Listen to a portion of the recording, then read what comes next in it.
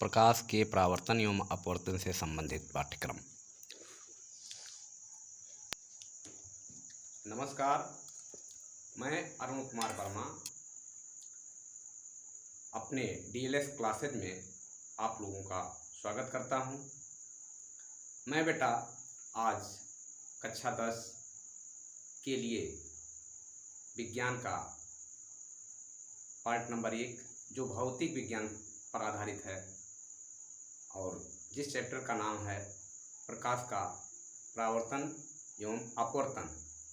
तो प्रकाश का परावर्तन एवं अपवर्तन यानी कि क्या हो गया, refraction and reflection of light.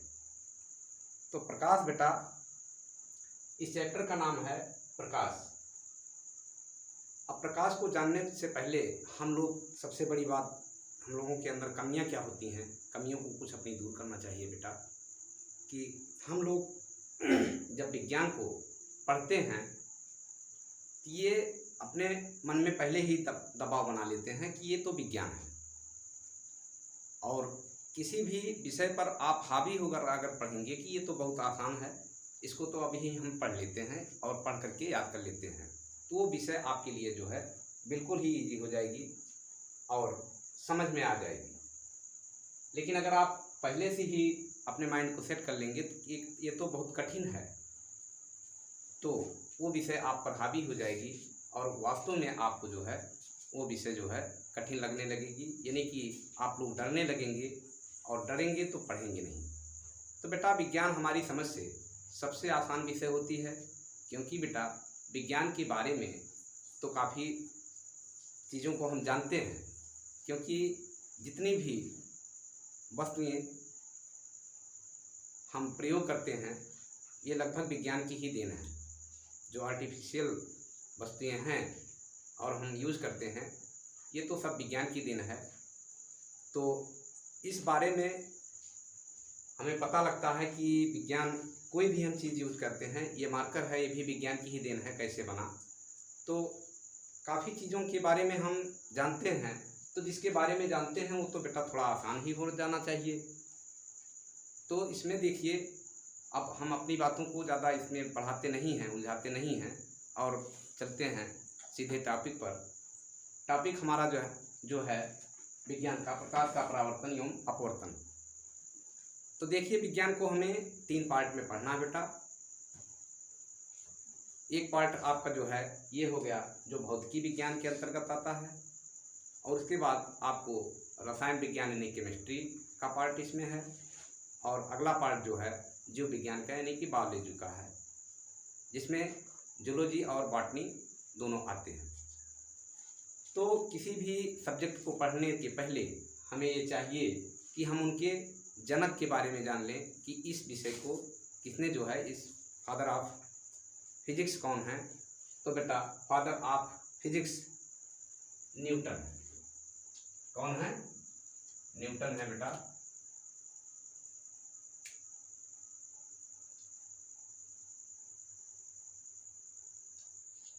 Newton को ही हम फादर ऑफ फिजिक्स कहते हैं। तो प्रकाश क्या होता है बेटा? ये जो हम हमारे दैनिक जीवन में ही देखिए प्रकाश यूज किया जाता है, और जो भी वस्तुएं हमें दिखाई देती हैं बिना प्रकाश के माध्यम के हमें कुछ भी दिखाई नहीं पड़ेगा। यानी कि बेसिक रूप से कहा जाए तो प्रकाश जो है के उपस्थिति में हमारी आंखें जो है हमारी दृष्टि संवेदित होती है। प्रकाश जो है हमें दृष्टि संवेदना प्रकट करता है और इसी के माध्यम से हम किसी वस्तु को देख पाते हैं। तो जैसे कोई अंधेरा कमरा हो तो उसमें रखी हुई कोई वस्तु हमें दिखाई नहीं पड़ती बेटा, लेकिन जब कमरे में हम मोमबत्ती जला दें या बल्ब जला दें तो वस्तुएं हमें दिखाई पड़ने लगती हैं। इसका कारण होता है बेटा कि मोमबत्ती या बल्ब से जो प्रकाश उत्सर्जित होता है वो जा करके चारों दिशाओं में फैलता है और जा करके बस वस्तुओं पर पड़ता है, यानी कि प्रकाश चारों दिशाओं में फैलता है, एक दिशा में नहीं फैलता है। अगर उसको रोका ना जाए किसी माध्यम को, मतलब अपारदर्शक माध्यम लगाकर अगर रोका ना जाए तो प्रकाश चारों दिशाओं में फैलता है। तो कमरे में पूरे फैल जाता है और उसमें रखी वस्तुएं दिखाई पड़ने लगती हैं। दिखने का कारण ये है कि प्रकाश जब किसी वस्तु पर जाकर बेटा पड़ता है तो चारों तरफ पहले क्या करता है, फैल जाता है। और फैलने के बाद हमारी आँखों पर जो किरणें वस्तु से रिफ्लेक्ट होकर के आती हैं, इसी के द्वारा हमें वह वस्तु दिखाई पड़ती है। तो प्रकाश जो है क्या है बेटा, अगर इसका डिफिनीशन जानना चाहें, परिभाषा जानना चाहें, तो क्या होता है कि वैद्युत चुंबकीय स्पेक्ट्रम संबंधित विकिरणों को क्या कहा जाता है, प्रकाश कहा जाता है। प्रकाश हमें क्या करता है, दृष्टि संवेदना प्रोवाइड करवाता है, जिसके माध्यम से हम किसी वस्तु को बेटा देख पाते हैं। प्रकाश तो हमें दृष्टि संवेदना प्रकट करवाता है, यानी कि हमें देखने में मदद करता है, लेकिन खुद जो है प्रकाश नहीं दिखाई पड़ता है बेटा। इसका हम जो है वही जो डिफिनीशन है कि वैद्युत चुंबकीय स्पेक्ट्रम संबंधित विकिरणों को प्रकाश कहते हैं। तो चुंबकीय स्पेक्ट्रम विकिरण के रूप में हमें महसूस होता है और वास्तव में दिखाई नहीं पड़ता है। लेकिन हमें जो है प्रकाश के ही माध्यम से कोई भी वस्तु दिखाई पड़ती है। तो देखिए बेटा, ये हो गया प्रकाश के बारे में कुछ आप लोगों को जानकारी। अब इसमें आगे क्या होता है कि वस्तुएं जो होती हैं, कुछ प्राकृतिक वस्तुएं होती हैं जिससे हमें प्रकाश मिलता है, और कुछ हम लोगों ने या वैज्ञानिकों ने, हमारे वैज्ञानिकों ने बना करके हमें प्रोवाइड करवाया है, दिया है। जैसे मोमबत्ती हो गया, हम लोग ही बना लेते हैं। टार्च हो गया, जलता हुआ टार्च, ऐसे टार्च नहीं बुझा हुआ, जलता हुआ टार्च हो गया, जलता हुआ बल्ब हो गया। ये सब जो है कृत्रिम प्रकाश के स्रोत हैं बेटा। तो प्रकाश के दो मीडियम होते हैं। एक क्या होता है बेटा, पहला क्या होता है, नेचुरल सोर्स, यानी कि प्राकृतिक माध्यम, जिसके अंतर्गत हमारा सूर्य और हमारे तारे आते हैं। और कृत्रिम सोर्स के अंतर्गत, यानी कि आर्टिफिशियल सोर्स के अंतर्गत मोमबत्ती हो गया, जलता हुआ टार्च हो गया, लालटेन हो गया। अब तो आप लोग नहीं जानते होंगे, बहुत कम ही लोगों के घरों में रहती है। दीपक होता है, ये भी हमें प्रकाश उत्पन्न करवाता है अगर जला दिया जाता है। एलईडी होता है, ट्यूबलाइट होता है, ये सब हमारे क्या हैं, कृत्रिम स्रोत हैं। तो जो वस्तुएं हमें ऊर्जा देती हैं उसे जो है बेटा क्या कहा जाता है, दीप्त वस्तुएं कहा जाता है। तो वस्तुएं जो है दो प्रकार की होती हैं। क्या होती हैं बेटा, वस्तुएं, कोई भी वस्तु हो, इन्हें जो है दो भागों में बांटा जाता है। एक होता है बेटा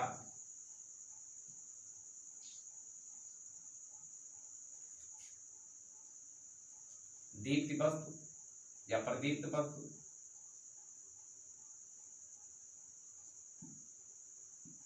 प्रदीप्त वस्तु, और इसे ल्यूमिनस बॉडीज भी कहा जाता है। अंग्रेजी में क्या कहा जाता है, ल्यूमिनस बॉडीज कहा जाता है, ल्यूमिनस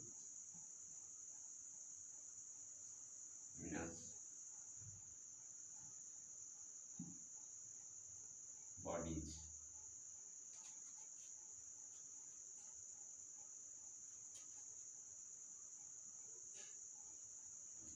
और अगले को आदीप्त वस्तुएं कहा जाता है, आदीप्त वस्तुएं या वस्तु, इसे नॉन ल्यूमिनस बॉडीज कहा जाता है, अंग्रेजी में नॉन ल्यूमिनस बॉडीज। तो वस्तुएं कितनी प्रकार की होती हैं बेटा, दो प्रकार की होती हैं। एक होती है प्रदीप्त वस्तुएं और दूसरी क्या होती हैं, अदीप्त वस्तुएं। तो जो वस्तुएं स्वतः ही प्रकाश का उत्सर्जन करती हैं उन्हें क्या कहा जाता है बेटा, प्रदीप्त वस्तुएं कहा जाता है। तो जो वस्तुएं स्वतः प्रकाश का उत्सर्जन करती हैं उन्हें प्रदीप्त वस्तुएं कहा जाता है। जैसे इसका उदाहरण हो गया बेटा कि सूर्य, चंद्रमा, तारे, मोमबत्ती,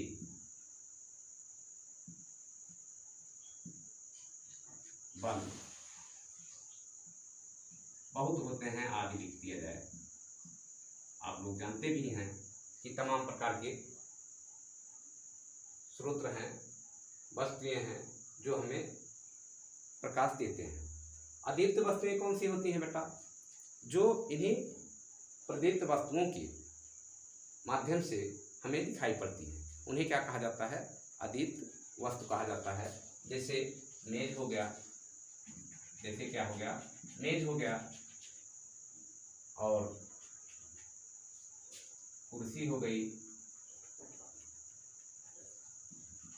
ये मार्कर भी जो दिख रहा है बेटा, ये भी जो है उसी के अंतर्गत आता है, ये भी प्रकाश उत्पन्न नहीं करता है, तो मार्कर हो गया।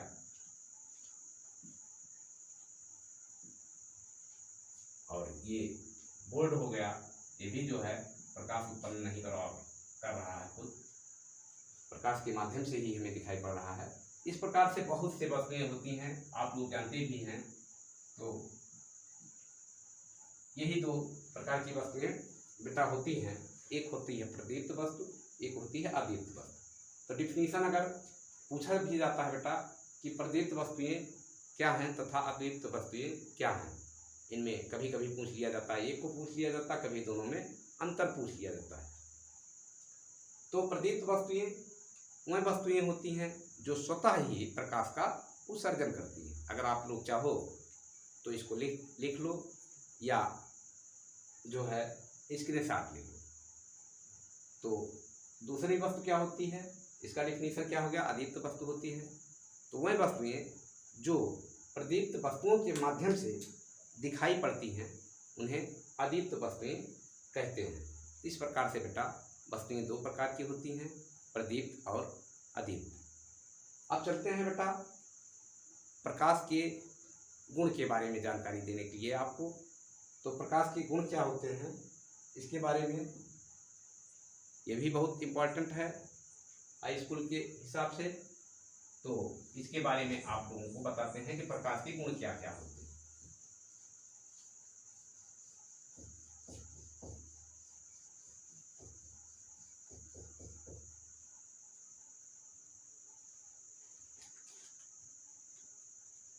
प्रकाश के गुण, प्रकाश के गुण, प्रॉपर्टी ऑफ लाइट, प्रॉपर्टी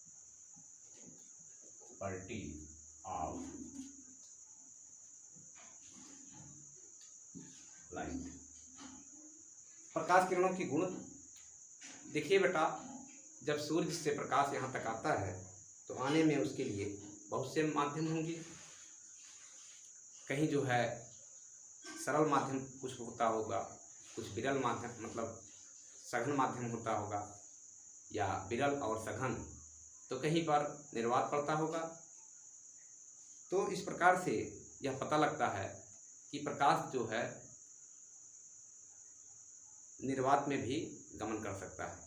अब अगर आप लोग निर्वात के बारे में नहीं जानते हैं तो देखिए क्या होता है निर्वात, किसी भी जगह से जितनी जगह को हमें निर्वात बनाना है वहाँ से गैसेस को, और गैसेस वायुमंडल में पड़ी हुई धूल के कण, धुएं, इन सब चीज़ों को मतलब हर पार्टिकल्स को निकाल दिया जाए और उसको जार से, एक कांच के जार से, ऐसे कांच से जो है चारों तरफ से ढक दिया जाए। अब जैसे भी बनाना है तो इसमें कुछ भी नहीं रह जाता, यानी कोई माध्यम नहीं रह जाता, सारे माध्यम को उसमें से जो भी माध्यम रहते हैं निकाल दिया जाता है। यही क्या बन जाता है बेटा, वैक्यूम या निर्वात। तो निर्वात में किसी प्रकार की कोई व्यवधान नहीं होती है बेटा। इसलिए जो है प्रकाश जो है निर्वात में सबसे तेज गति से चलता है और पदार्थिक माध्यम में उससे थोड़ा स्लो चलता है। और अगला पॉइंट इसमें क्या पता लगता है इससे कि प्रकाश जो है सूर्य से अगर पृथ्वी पर पहुंच रहा है इतनी दूरी से तो बेटा सीधी रेखा में आता होगा या आता है, होगा नहीं आता है। इसलिए अगर ऐसा ना होता, अगर इधर उधर बिखर करके तिरछी रेखाओं में आता तो पृथ्वी पर कहीं अंधेरा तथा कहीं उजाला होता और किसी को प्रकाश लगता, किसी को प्रकाश ना मिल पाता। लेकिन देखिए प्रकृति ने जो भी चीज़ें हमें उपलब्ध करवाई हैं वो जो है सभी लोगों के लिए एक बराबर मात्रा में देती है। प्रकृति हमें ये नहीं बताती है कि कौन सा आदमी बड़ा है कौन सा आदमी छोटा है। जो भी चीज़ें देती है सबके लिए बराबर देती हैं। अब कृत्रिम जो लोग जैसे संपन्न आदमी होते हैं तो वो कृत्रिम व्यवस्था से उसको भी चेंज कर लेते हैं बेटा, परिवर्तित कर लेते हैं। गर्मी ज़्यादा हो रही है एसी लगवा लेते हैं, कूलर लगवा लेते हैं, पंखे लगवा लेते हैं। तो इस प्रकार से जो है हम आर्टिफिशियल व्यवस्था भी कर लेते हैं बेटा।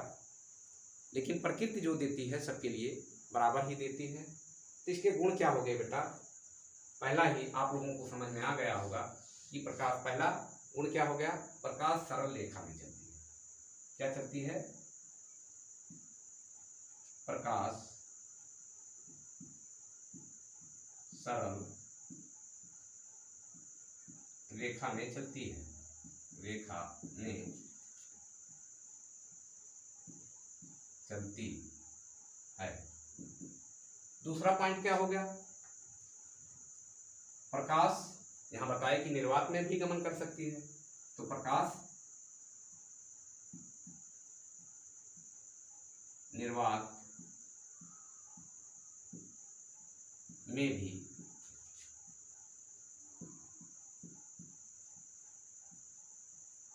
गति कर सकती है। अगला पॉइंट क्या हो गया बेटा कि जब प्रकाश निर्वात में गति कर सकती है तो इससे यह जो है पता लगता है कि प्रकाश को चलने के लिए किसी माध्यम की आवश्यकता नहीं है। क्योंकि अगर निर्वात में गति कर रही है तो वहाँ तो कोई माध्यम है नहीं और प्रकाश जो है निर्वात से होते हुए भी हमारे पास पहुँच जाता है और निर्वात में अच्छी चाल इसकी होती है। इससे पता लगता है कि प्रकाश को किसी माध्यम की आवश्यकता नहीं होती है। तो प्रकाश को चलने के लिए, प्रकाश को गति करने के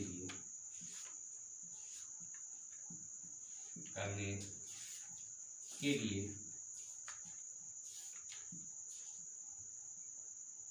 किसी माध्यम की आवश्यकता नहीं होती, माध्यम की आवश्यकता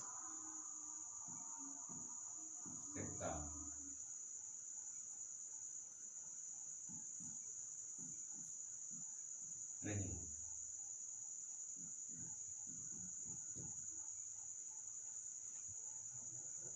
और अगला पॉइंट क्या हो गया कि प्रकाश अगर सूर्य से यहाँ तक आ रहा है या मोमबत्ती से हमारे पास तक पहुँचता है या किसी वस्तु पर जाकर गिरता है, इसकी कुछ चाल भी होगी तभी तो हमारे पास तक आता है या किसी वस्तु पर जाकर मिलता है।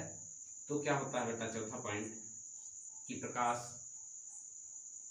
में वेग होता है। प्रकाश का वेग, इसका ऐसा लिखेंगे कि प्रकाश का वेग निर्वात में 3×10⁸ मीटर प्रति सेकंड होता है। और अभी हमने बताया कि पदार्थिक माध्यम में जो है प्रकाश की चाल थोड़ी धीमी हो जाती है। तो जैसे कांच हो गया, उसमें बेटा 2×10⁸ मीटर पर सेकंड चलता है। तो माध्यम होने से कुछ रुकावटें होती हैं, जिससे प्रकाश की गति थोड़ा कम हो जाती है। तो इस प्रकार से ये 4 पॉइंट आप लोग जो है नोट कर लीजिए, और तमाम होते हैं उसको हम बता दे रहे हैं। जैसे प्रकाश उत्सर्जित होकर जब किसी चमकदार पॉलिश मतलब चमकदार पृष्ठ पर पड़ता है, तो उससे पूर्णतया उसी माध्यम में वापस होकर लौट आता है, यानी कि उसी माध्यम में वापस पूर्णतया चला आता है। इसी घटना को हम क्या कहते हैं बेटा? प्रकाश का परावर्तन कहते हैं। तथा प्रकाश का अपवर्तन भी होता है बेटा, जब किसी सघन माध्यम से विरल माध्यम में या विरल माध्यम से सघन माध्यम में प्रकाश जाता है तो अपने मार्ग से थोड़ा विचलित हो जाता है। इसी को क्या कहा जाता है? प्रकाश का अपवर्तन कहा जाता है। तो ये टॉपिक आपकी है, इसके बारे में विस्तृत बताया जाएगा बेटा। अब आगे चलते हैं, और भी नॉलेज है। प्रकाश का व्यतिकरण होता है, प्रकाश का विवर्तन होता है, प्रकाश का ध्रुवण होता है। इस प्रकार से तमाम आप लोग जो है पॉइंट लिख सकते हैं, लेकिन इतनी जानकारी आप लोगों के लिए काफ़ी है। ये आगे जब आप लोग 10वां पास करके 11वें 12वें में जाएंगे, तब आप लोगों को एक एक टॉपिक के बारे में विधिवत फिर पढ़ाया जाएगा कि व्यतिकरण क्या होता है, विवर्तन क्या होता है, ध्रुवण क्या होता है, प्रकाश वैद्युत प्रभाव क्या होता है, काम्पटन प्रभाव क्या होता है। सब इसके बारे में तब नॉलेज दी जाएगी। अभी इतना आप लोगों के लिए बेटा काफ़ी है। तो अगली टॉपिक बेटा क्या होती है?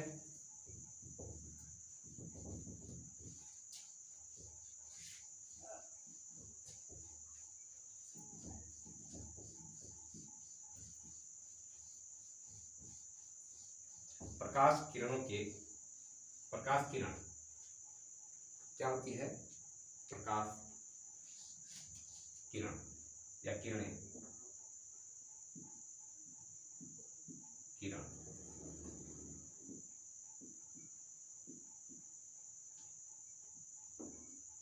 रेज, किरण को क्या कहा जाता है? रेज।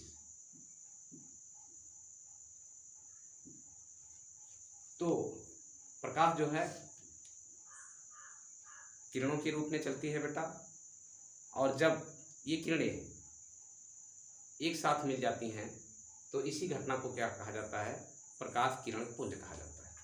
प्रकाश किरणों के रूप में चलती हैं, और जब किरणें एक साथ मिलकर के यानी कि झुंड बनाकर चलने लगती हैं, तो इसी को क्या कहा जाता है? प्रकाश किरण पुंज कहा जाता है। तो प्रकाश किरण पुंज बेसिक रूप से 3 प्रकार के, मूल रूप से 3 प्रकार के होते हैं। पहला क्या होता है? समांतर किरण पुंज। नंबर 1 समांतर किरण पुंज।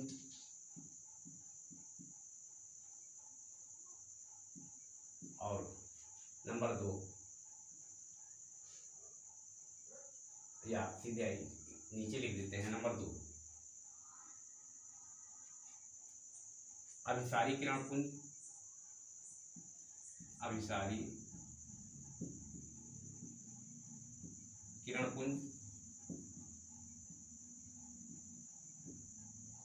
और नंबर 3 अपसारी किरण पुंज। अपसारी किरण पुंज। इंग्लिश में इसे पैरेलल, समांतर की अंग्रेजी पैरेलल,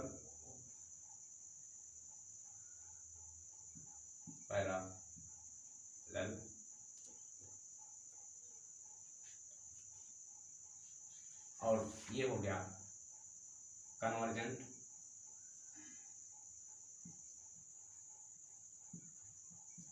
और इसी के अपसारी को क्या कहते हैं बेटा? डाइवर्जेंट।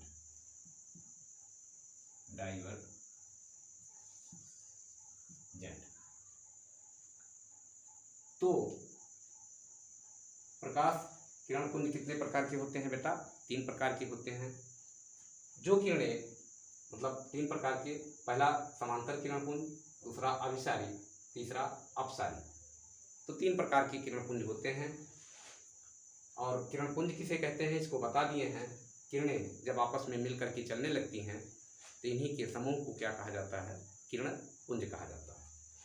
तो पहला हो गया समांतर किरणपुंज। समांतर किरणपुंज में किरणें इस प्रकार से सीधी रेखाओं में गति करती हैं। इन्हों को क्या कहा जाता है बेटा, समांतर किरणपुंज कहा जाता है। अभिसारी, अभिसारी मतलब एक जगह जो है मिलती हुई अगर किरणें दिखाई पड़ती हैं, किसी एक पॉइंट पर अगर किरणें बाहर से आकर और एक बिंदु पर आकर के मिलती हुई दिखाई पड़ती हैं तो क्या होता है, वो इसी को क्या कहा जाता है बेटा, अभिसारी। इसे क्या कहा जाता है, अभिसारी किरणपुंज कहा जाता है। और अपसारी, अपसारी माने फैल जाना, डाइवर्जेंट हो जाना, डाइवर्जेंट यानी कि डाइवर्जन हो जाना। जब किसी एक बिंदु से, एक पॉइंट से किरणें चल करके और इस प्रकार से चलती हैं, फैलती हुई दिखाई पड़ती हैं, इन्हें क्या कहा जाता है, अपसारी किरणपुंज कहा जाता है। तो इसके बारे में बताया जाएगा कि अपसारी किरणपुंज कहाँ प्राप्त होती हैं, अपसारी किरणपुंज कहाँ प्राप्त होते हैं। तो आगे टॉपिक में जो है आप लोगों को इसके बारे में विस्तृत नॉलेज दिया जाएगा। आप लोग अभी इतना ही ध्यान रखिए कि समांतर किरणपुंज सीधी रेखाओं में चली जाती हैं, तभी तो समांतर होता है। आप लोग जानते भी हैं कि समांतर क्या होता है। अभिसारी यानी कि कन्वर्जेंट, एक जगह इकट्ठा होना, कन्वर्ज होना। तो ये जो है किरणें किसी एक बिंदु पर जाकर मिलती हुई प्रतीत होती हैं या दिखाई पड़ती हैं। किरणें चूंकि दिखाई तो पड़ती नहीं है, प्रतीत होती हैं। और अपसारी अगला पॉइंट होता है, अपसारी किरणपुंज। ये क्या होता है, डाइवर्जेंट। तो जब किरणें एक बिंदु से मतलब फैलती हुई दिखती हैं तो उसे क्या कहा जाता है, अपसारी किरणपुंज कहा जाता है। बस बेटा इसके बाद जो है आगे के टॉपिक में बताएंगे। तो तब तक के लिए अगर ये वीडियो आप लोगों को बेटा समझ में आया हो तो आप लोग बेटा इसको जो है चैनल को, हमारे एसएससी चैनल को सब्सक्राइब कीजिए